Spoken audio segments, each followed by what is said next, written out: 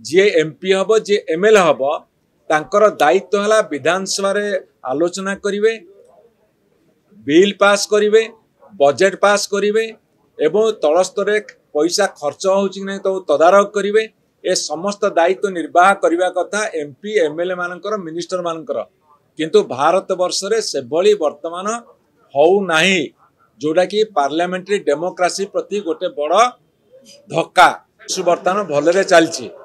मु आपन को जनइबा को चाहूँगी किछि दिन तले मु गोटे पाठशाला करिथिली, सेथिरे मु दर्शेइथिली जे भारत वर्ष रे जेतेबेले गणतांत्रिक पद्धति रे शासन चलिला बा पार्लियामेंट्री डेमोक्रेसी चलिला सेतेबेले पार्लियामेंट 136 दिन 140 दिन चलुला। वर्तमान 40 दिन भी चली पारु नाही। एवं भारत वर्षर विभिन्न राज्य रे विधानसभा माने वर्तमान कोटी 10 दिन, कोटी 7 दिन, कोटी 15 दिन, कोटी 25 दिन, कोटी 30 दिन चलुची से एवं ओडिशा विधानसभा रे मध्य 40-42 दिन चलुची। केरला विधानसभा 38 दिन चलुची, किंतु ताकू जत हिसाब करा गला से हिसाब रे मध्य फुल फ्लेज विधानसभा चली पारु नाही। तेबे विधानसभा काहे की होबो, पार्लियामेंट काहे की होबो, ए कथा को मु गुरुत्व सहकार उठेछि, उठेबार आवश्यकता अछि।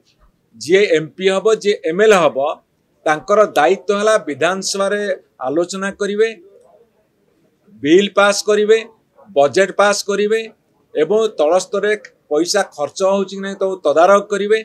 ए समस्त दायित्व निर्वाह करने कथा एमपी एमएलए मानकर मिनिस्टर मानकर, किंतु भारत वर्ष रे से भली वर्तमान हो नहीं, जोड़ा कि पार्लियामेंट्री डेमोक्रेसी प्रति गोटे बड़ धक्का।